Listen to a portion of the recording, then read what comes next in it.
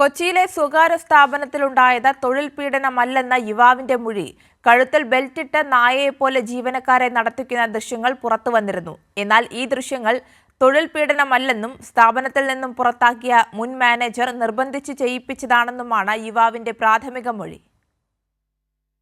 Target പൂർത്തീകരിക്കാൻ സാധിക്കാത്ത ജീവനക്കാരെ കഴുത്തിൽ ബെൽറ്റിട്ട് നടത്തിയെന്ന രീതിയിലായിരുന്നു ദൃശ്യങ്ങൾ പുറത്തു വന്നിരുന്നത്.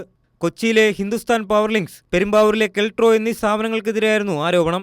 എന്നാൽ ഇത് തൊഴിൽ പീഡനമല്ലെന്നാണ് ദൃശ്യങ്ങളിലുള്ള യുവാവിന്റെ പ്രാഥമിക മൊഴി. മദ്യലഹരിയെ തുടർന്ന് സ്ഥാപനത്തിലെ മുൻ മാനേജർ നിർബന്ധിച്ച് ചെയ്യിച്ചതാണെന്നും സ്ഥാപന ഉടമയെ അപകീർത്തിപ്പെടുത്തുവാനുമാണ് ദൃശ്യങ്ങൾ പുറത്തുവിട്ടതെന്നുമാണ് യുവാവ് മൊഴി നൽകിയിരിക്കുന്നത്.